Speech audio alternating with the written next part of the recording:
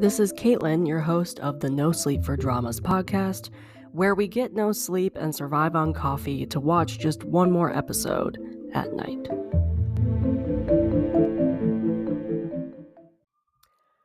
Hello and welcome back to another episode on the podcast. I'm your host, Caitlin. And as you can see from the title, this is another drama review. A Shop for Killers is a Korean drama that aired in January, and I know this review is a little late. We are in March, but I still really wanted to talk about this drama. So who cares if it's a month late? Two reasons why I really want to talk about it, or just really wanted to record this. One, I have my own thoughts and opinions, and I want to talk about it. And two, I know when this drama ended in February, I think,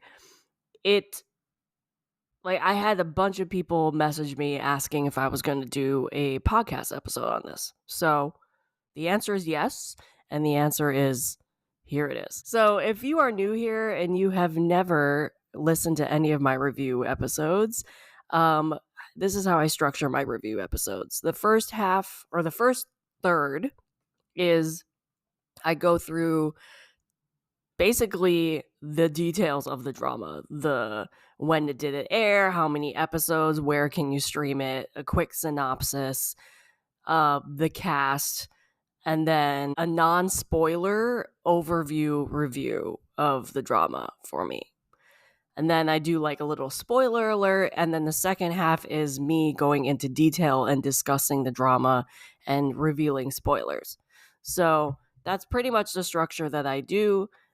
So you can listen to the first half with no spoilers, and then if you like to get a first impression and see if you actually want to watch this drama, and then you can go and watch the drama and then come back.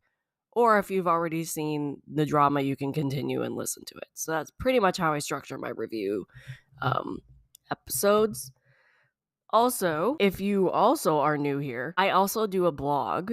This podcast basically is an extension of the blog. I've been writing a blog for about 4 years now.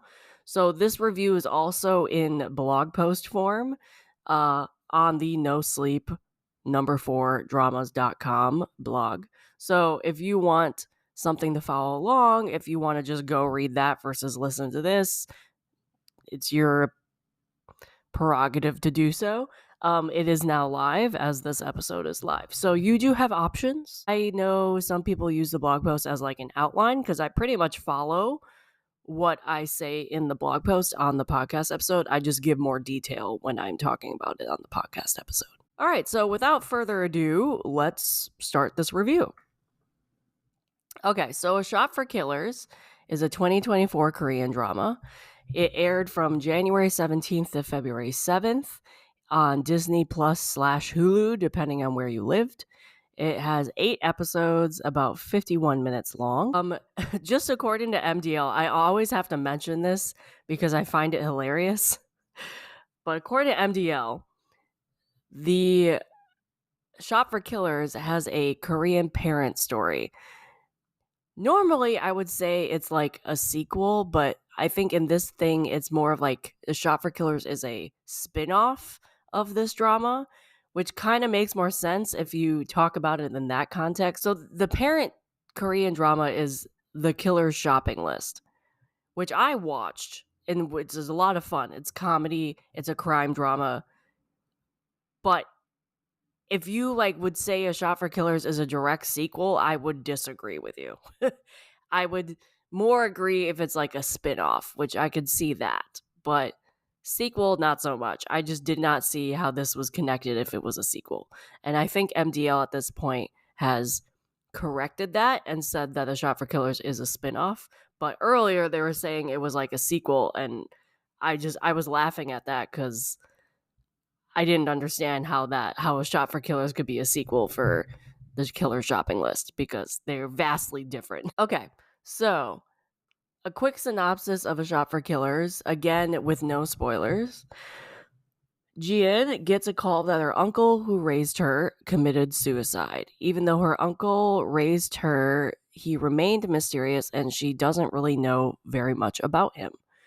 When she goes back to take care of everything for his death, Jian is thrown into a world of assassins. As she navigates this new world, learning things about her uncle, she realizes that her uncle has been training and preparing her for this her entire life.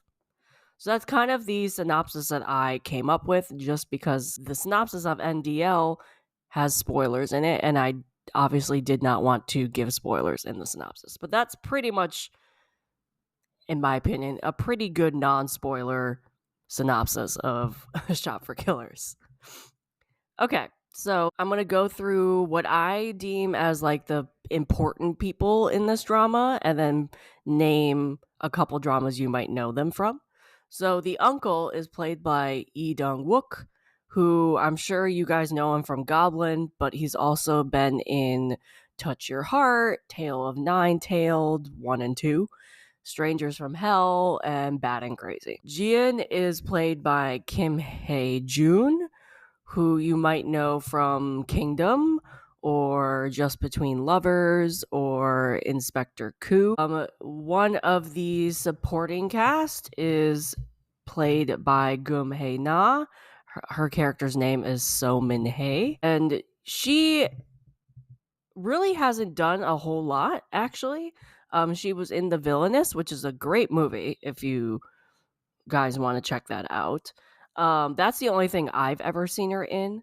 I think she really stood out in A Shop for Killers for me. She had like a guest role in Run On, and she's also shown up in movies such as The Boy from Nowhere and Kim Ji-young, born 1980. Kim Min plays Pasin, and this is his first support role. A Shop for Killers is his first support role, but he's had guest roles in Sisyphus, Big Bet, Black Knight, and Song of the Bandits. He's also shown up in movies such as King of Prison. The masked guy that you see in this drama in like the basement, known as Brother, is played by Lee Tae-young. He was in a supporting role in the 2020 K-drama Search. He also has had guest roles in Taxi Driver, Little Women, My Dearest, as well as some movies such as Swing Kids and Quantum Physics. Bae Jung Min is played by Park Ji Bin, which I'm sure a lot of you recognized, because he plays he for some reason this kid always seems to play villains, and he plays them very well. So a lot of people probably don't recognize him from Blind. Apparently he played a very good villain in that. I have not watched Blind. I want to. It's on my list. I actually first saw him in Boys Over Flowers. He was a child actor in that drama. He's very young in that drama. But you might recognize him from Inspector Ku, The Killer Shopping List, which he plays a very interesting character. I highly recommend that drama just for his character. Stars Falling from the Sky, Big Issue. Because he was a child actor, he's been around for a while. Lee Sung-jo, which is one of the killer people in the van, usually. If you watch the drama, you know who he is. He's played by So Hyun-woo. Sorry if I'm mispronouncing any of these names. Basically, what hasn't this guy been in? I mean, he's been acting for a while. He's had supporting roles all over the place. I think a lot of people recognize him from Flower of Evil. He plays the reporter in that. He was in the SF8 drama special series, which is fantastic if you guys have not seen that. He also was in the comedy movie Secret Zoo, Love and Leashes. He's also shown up in K-dramas such as Celebrity, My Mister, The Lies Within. Like, he's been all over the place. And I guess the last person I'm going to mention is the actor who played Bale. He was played by Jo Han-sun. He again has kind of popped up in various places in K-dramas. He's in She Knows Everything, which is like a mini K-drama, like 4 episodes or something. He also was in Hot Stove League, which I'm assuming a lot of people watched because it was very popular. He has a guest role in the K-drama Mask. He also has done movies such as Temptation of Wolves, A Better Tomorrow, and History of Jealousy. So that's pretty much everybody like I deem somewhat important in this, I guess. The director of this drama, he's the director and screenwriter for this drama. So he's directed only things like Save Me Season 2, EXO Next Door, which I find hilarious, Shut Up Flower Boy Band, which I also find hilarious. But he's also screen wrote and directed Door Lock and My Ordinary Love Story. So he has some movies and dramas underneath his belt. And then the screenwriter is Ji Ho Jin.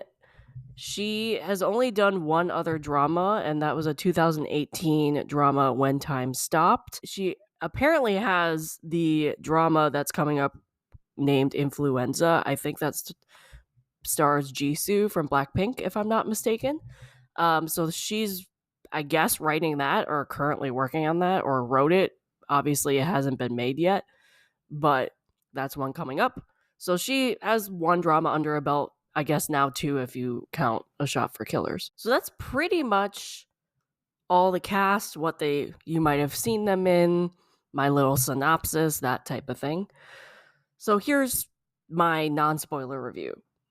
To no one's surprise, and I think everybody kind of will agree with me, I love this drama. I mean, I think anybody who watched this, it's not going to be really surprised by my review of this. I mean, I remember when they announced, the cast alone piqued my interest before even I knew what this drama was about.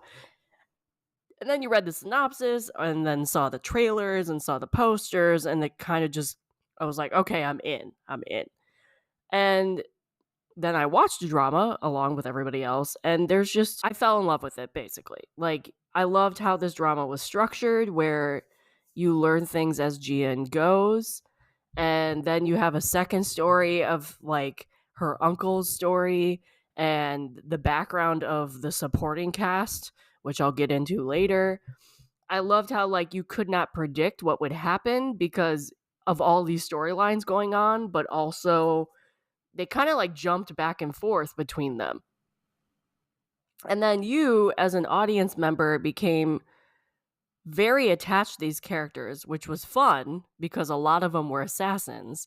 So you're like, I get to see my favorite character do some cool stuff. And then you just care for them. And then you root for them if they are good guys or even bad guys, maybe.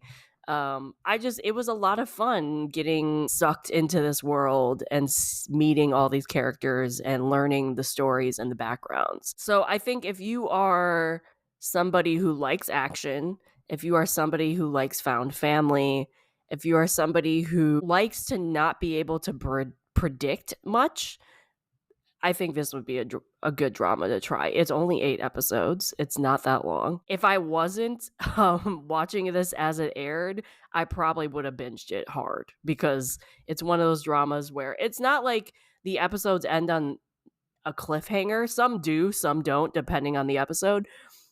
But you just want to click play because you're enjoying it so much. That's kind of my opinion. Okay, so that is my non-spoiler overview of the review. As you can see, I did give this drama a 9.5. I want to say on my drama list, and in my rating scale, it would be a 5 out of 5 because I do that instead of my drama list. But yes, I did give it a 9.5 out of 10 on MDL. Okay, so now we're going to move into the spoiler territory of this review. If you guys do not want to hear spoilers, don't continue. Go watch the drama and come back. Simple as that. Okay, so how I do the non-spoiler thing is I kind of name off categories like acting and stuff like that. Go into detail in that way. I go into first what I liked about the drama, and then at the end, I'll talk about what I didn't like about the drama. Because as we know, even though this is a 5 out of 5, 9.5 out of 10, it's not a perfect drama. I don't think any drama is perfect, in my opinion. I'm not saying I go to a drama and I'm looking for something bad. There are times I don't find anything, but no drama's perfect, in my opinion.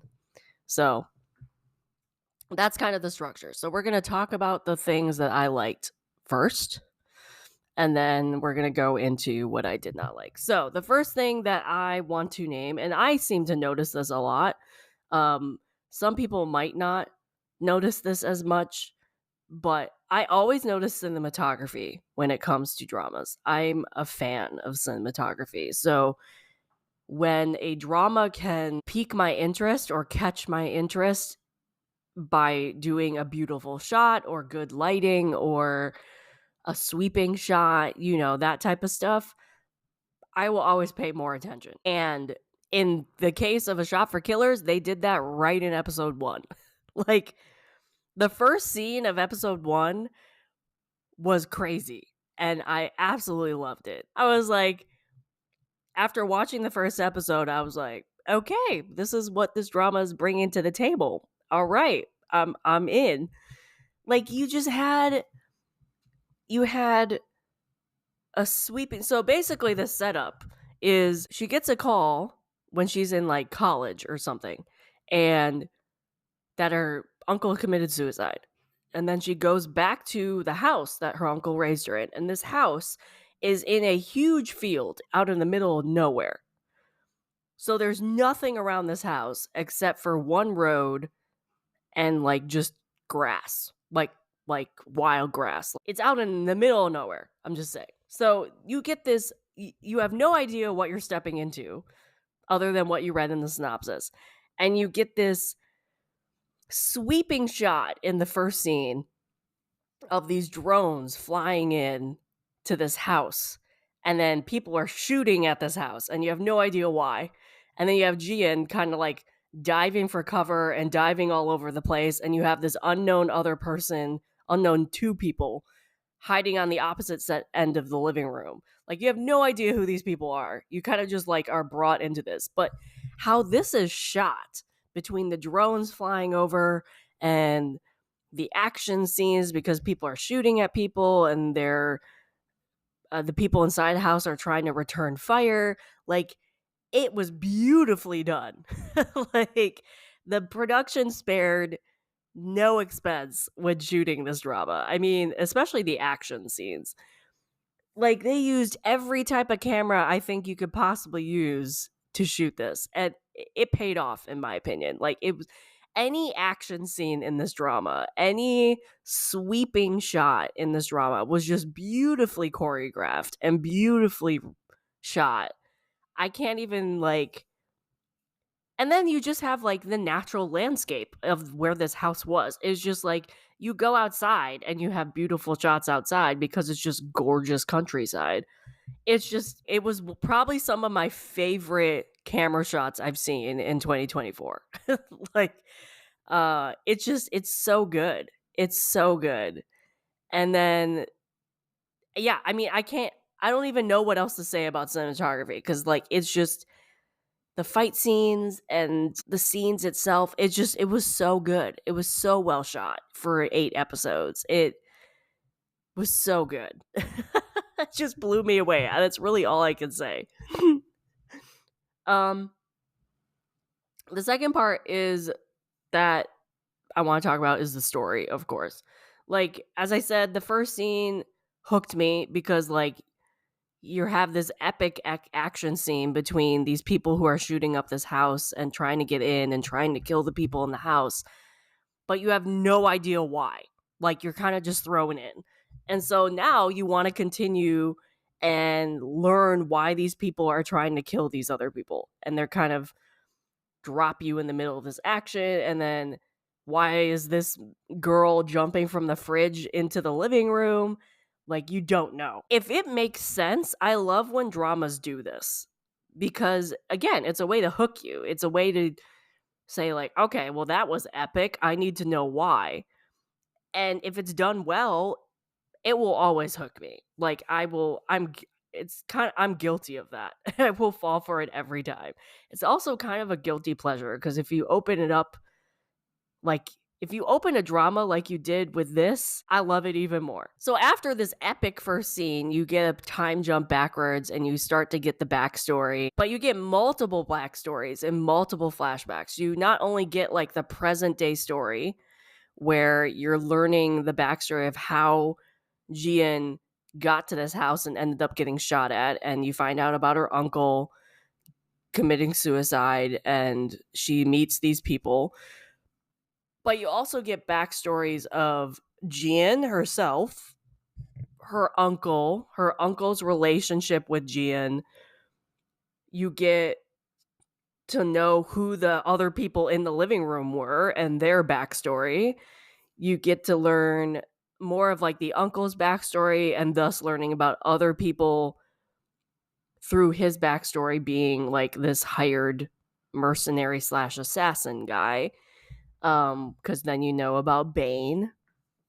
And you might think like, if since I'm saying this, you might think like, oh my god, that's too much backstory, that's too much flashback, like it's too much. But it's done really well because it's not just like one episode. Like there's some episodes where it's like one backstory the entire episode. There's some where you're getting flashbacks, but you're also within the present day because you have those action scenes.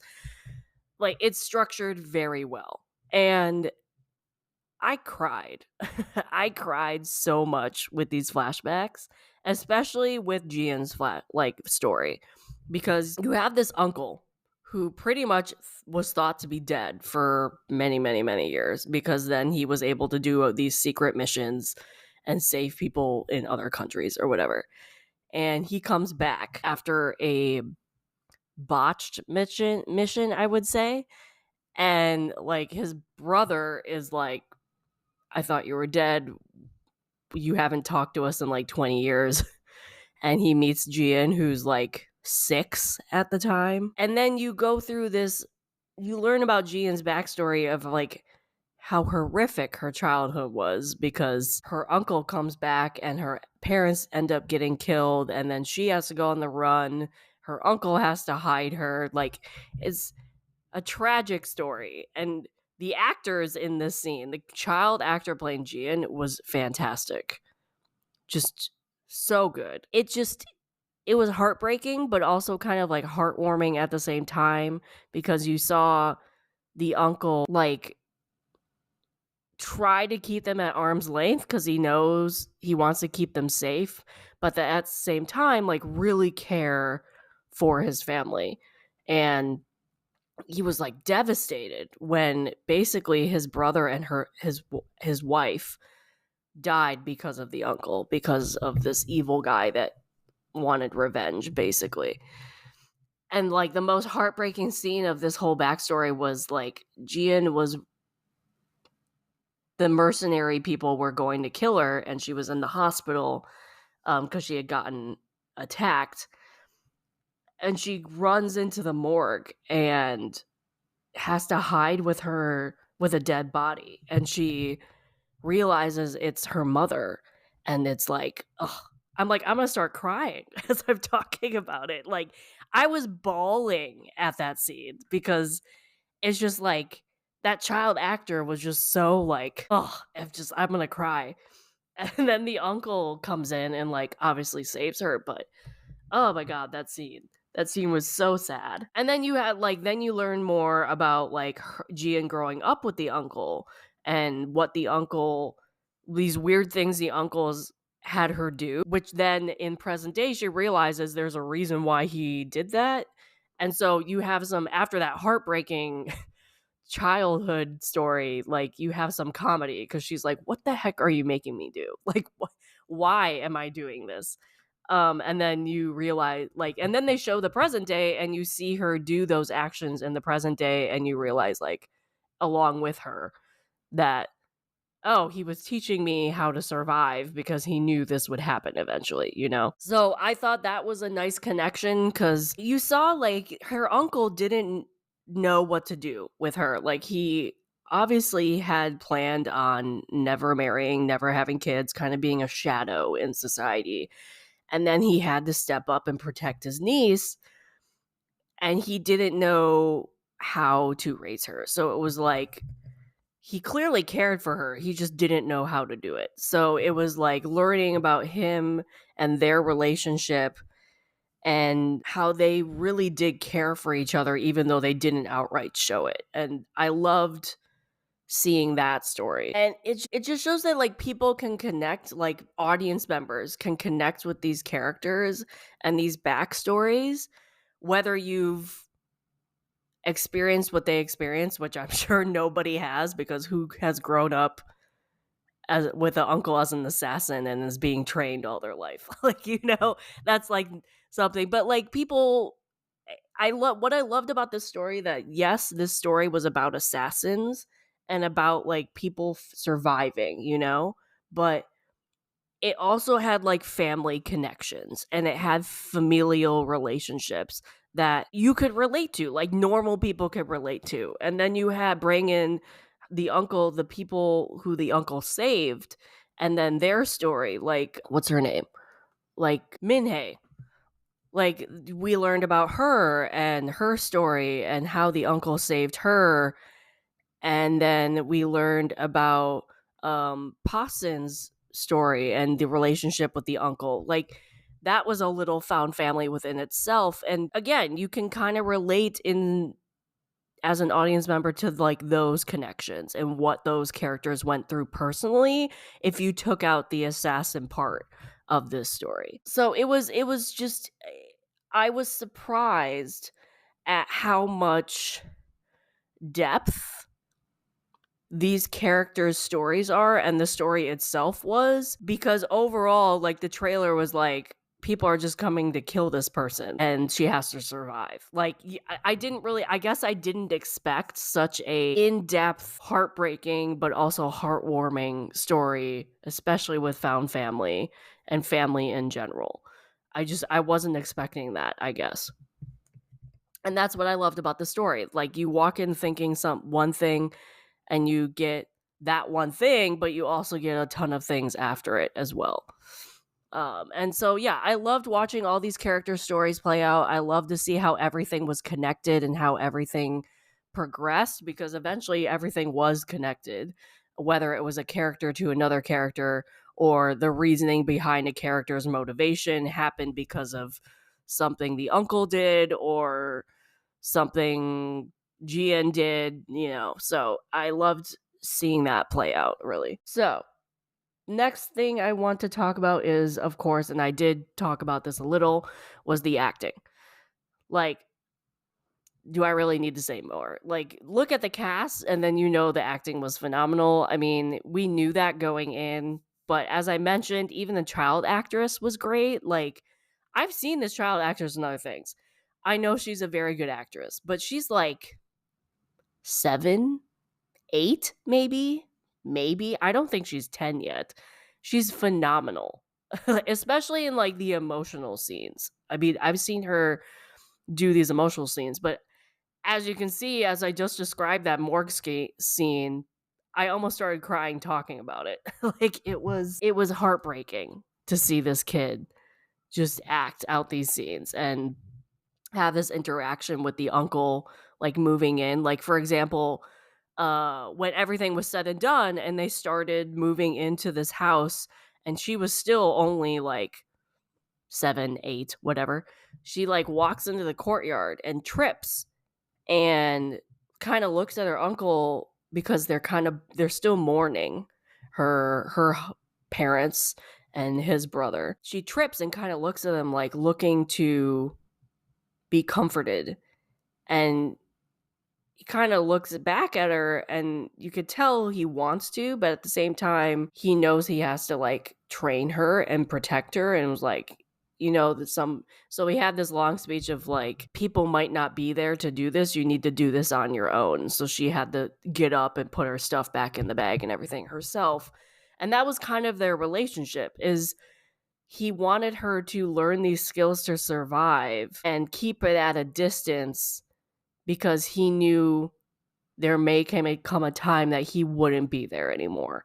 And he wanted to make sure that she survived without him, which you can tell came from a caring place. You can tell he really cared about her and wanted to protect her, but he also realized that there is a very good chance he could be killed because these people who were trying to kill them were still out there. So he didn't want to baby her and not give her the skills to survive in case something happened, which obviously we know things happened because she was being shut up in her house. So that was that. I thought that relationship was just so good and was just done so well and acted so well. But the other standout for me was the bad guy. And I think a lot of people for like when we were watching this, people also mentioned him. And the bad guy is Johan's son. I mean, we had multiple bad guys. He's not the only one, but like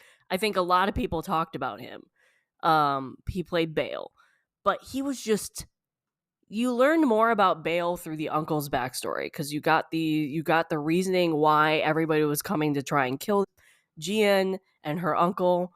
You got the introduction of his teammates, including Pisan and Bale, and eventually Min-hye, but she wasn't really like a team member. And through these two missions that you saw the uncle go on with Bane, or Bale, not Bane. Sorry. You could say Bane, but Bale, he was just so creepy, like so off-putting, and the actor played it so well. Like it was one of those things where the actor acted creepy with like his eyes.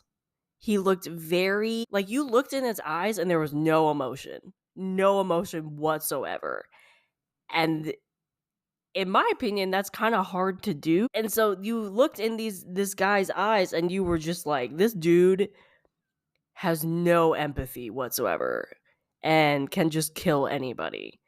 And then he gets this creepy look on his face because all he talks about on these missions are like he enjoys killing. That's why he's a mercenary. Not because like the uncle was mission oriented. He wanted to save the people, or he wanted to get in, get out with no collateral damage, that type of stuff. That wasn't the case with Bale. Like Bale was like, I'm gonna kill whoever and I'm gonna do these bad things on these missions and kill whoever else wants to tell my secret. Like that, it was that kind of thing. So it was like he just acted that so well. And I think that's what stood out, because I think those facial expressions just stood out. Like people were like, this dude is crazy.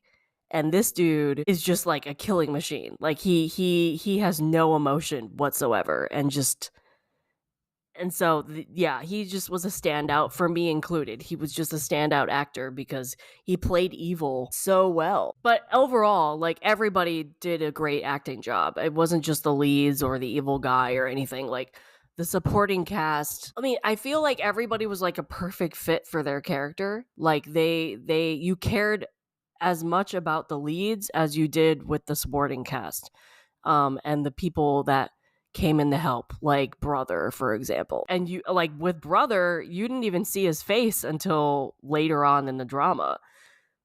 But for some reason, you kind of became attached to the kid, even with the mask on. So it was an interesting. I felt like that was like a good acting job, because you became attached to a character that you never really saw his face until later.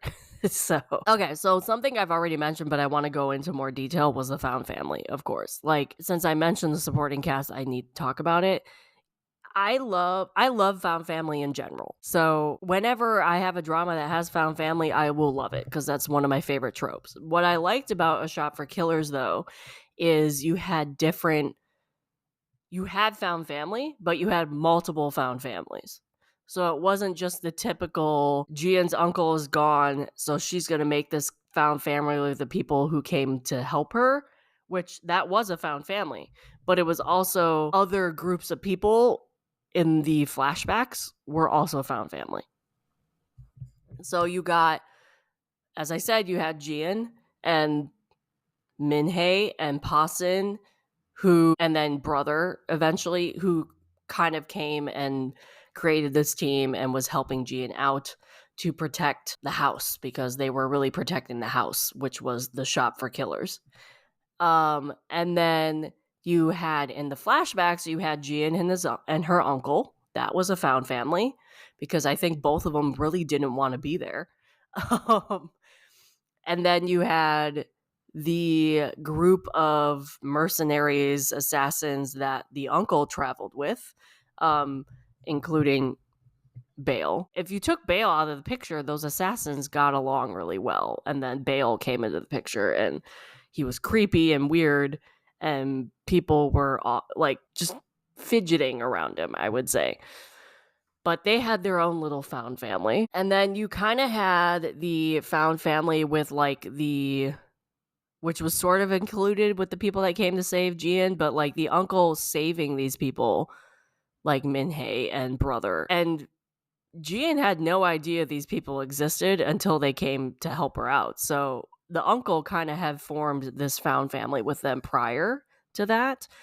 And you kind of got to see that a little bit in the flashbacks on how he saved them and gave them a home or gave them something they were seeking, like friendship or a companion, something along those lines. But even like you kind of have a found family with I think twice or three times you saw this, like I would call them like the cleaners. After an action scene happened, these cleaners would come and help clean up, especially with Jian. And it was like this big guy, who drove like the bus or whatever. He was like the head honcho of these cleaners. He had the beard. You kind of could tell he cared about her too. And so that kind of was a found family in a way. There was just a lot of found family. And maybe I'm looking for it at this point. I don't know. But I just love that there were a bunch of examples. And again, I'm a little biased because I love this trope so much. But I just loved it. I loved all the found family. And I loved seeing the relationships grow and be influenced by the other people in this found family, you know? And then also with like the found family with Jian, because she had no idea what was going on. She was thrown into this.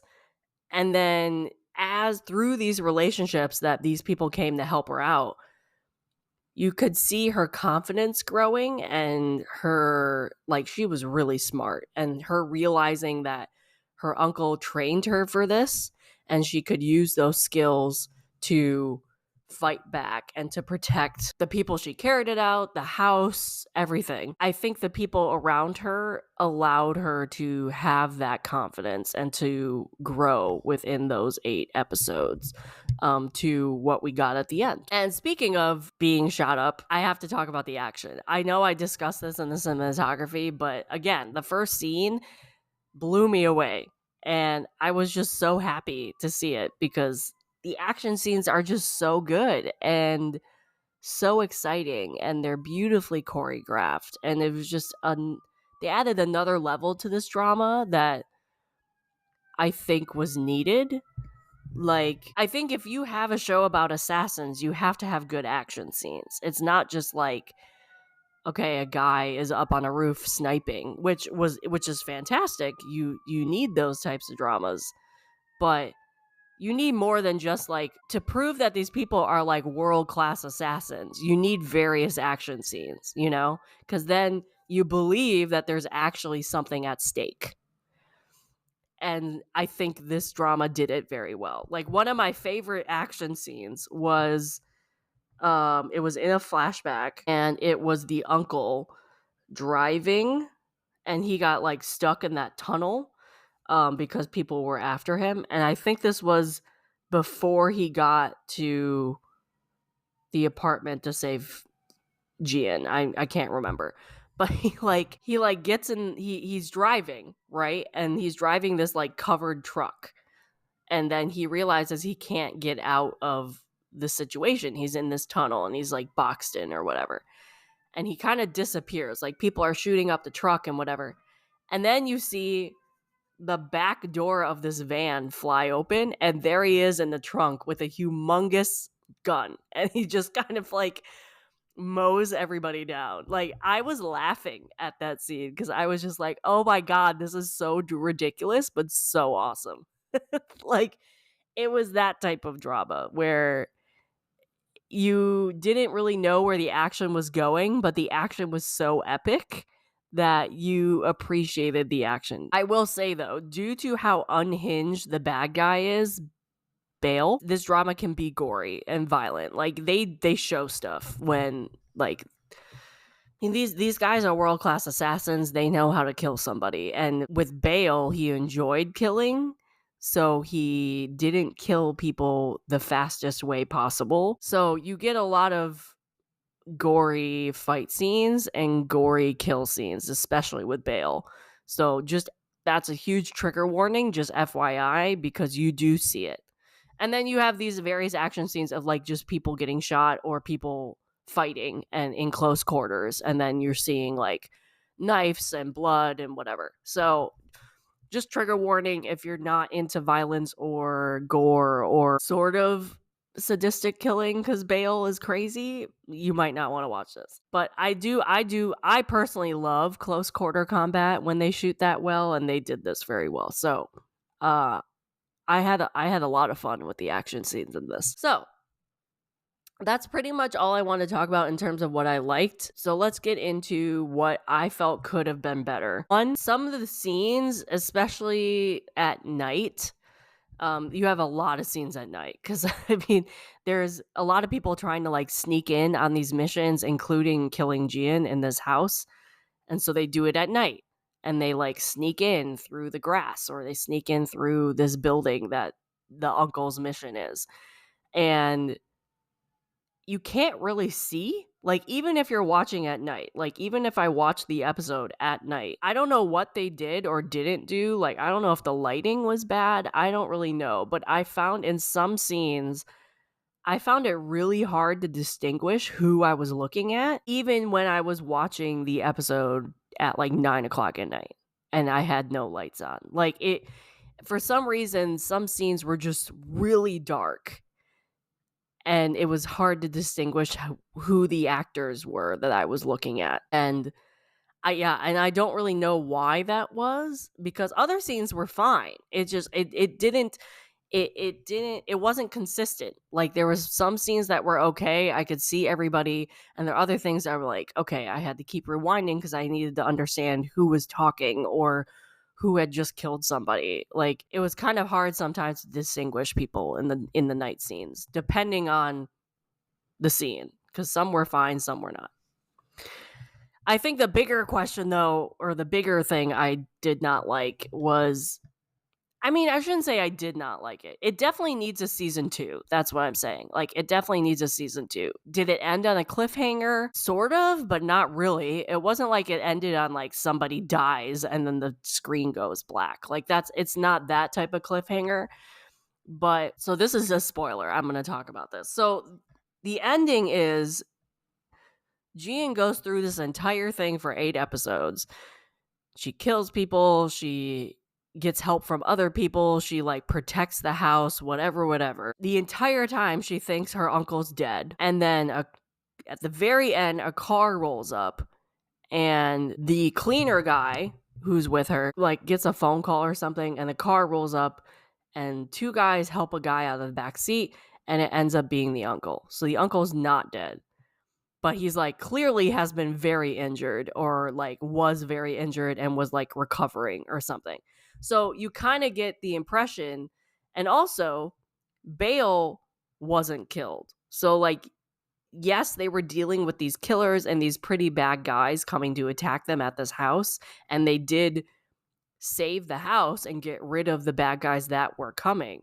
But Bale never showed up in present day. Like he showed up in the flashbacks. You kind of learned a lot about him. You kind of learned how evil he was. You kind of learned that he obviously was sending these bad guys to the house, but he himself did not show up. So at the end, you see that the uncle is alive. You see that, okay, they still need to deal with Bale. Or did the uncle deal with Bale and that's why he got injured so much? Like, you don't know that. Like, it kind of goes to the black screen, and you're like, okay, well, if he got so injured, that he probably means the uncle fought Bale and had to recover afterwards. Well, we want that story. We wanted to see that fight. We wanted to see how that came about. So I think with season 2, it either needs to kind of roll back and show it from the uncle's perspective, because this entire season was from Gian's perspective.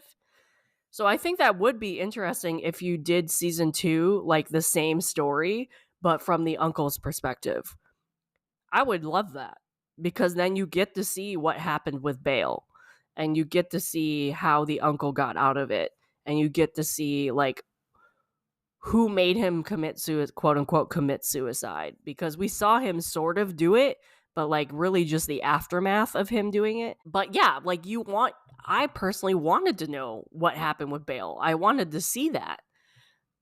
And he didn't show up. So I'm hoping if they do season 2, they'll either say like he didn't die and that's the bad guy for season 2 again, or like go back and do the uncle's perspective. And then it's like the season 2 also like would be great if you got like, yeah, we got the relationship of Gian and the uncle in season 1, but it was mostly through flashbacks.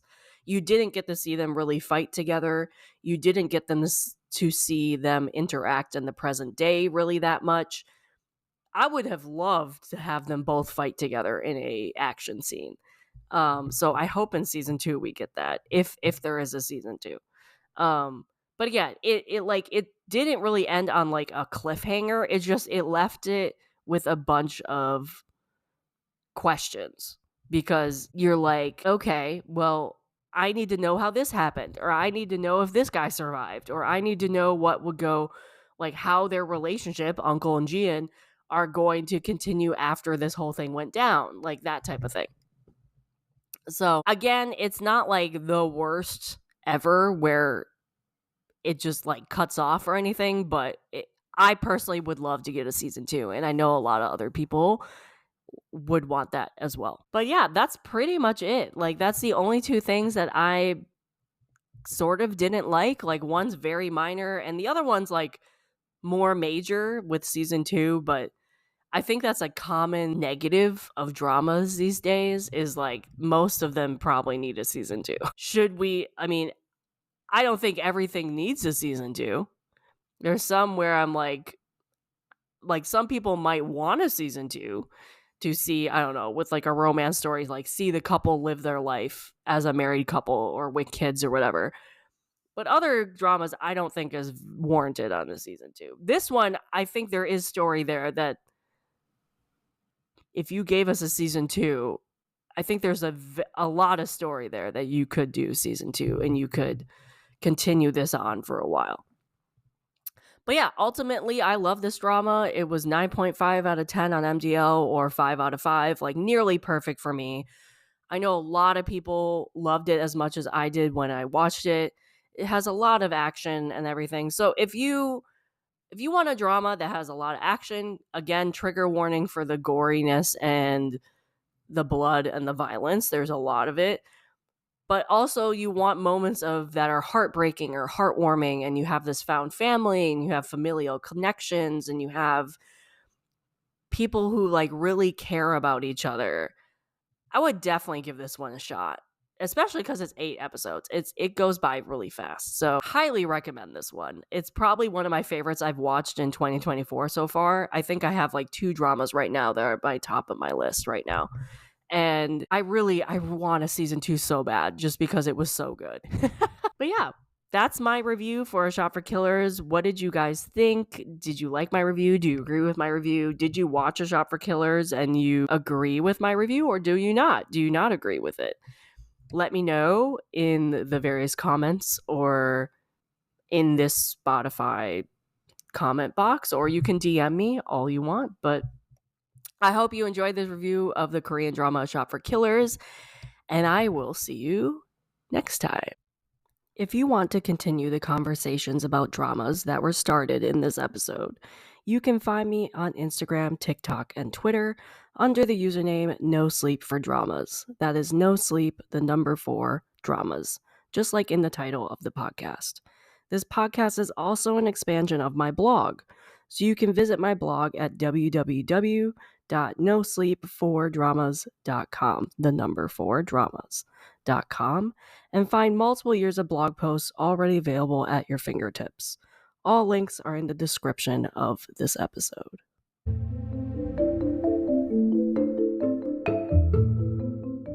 This has been an episode of the No Sleep for Dramas podcast, and I am your host, Caitlin. I will see you here next time, and I hope you get no sleep chasing the next episode just like me. Good night.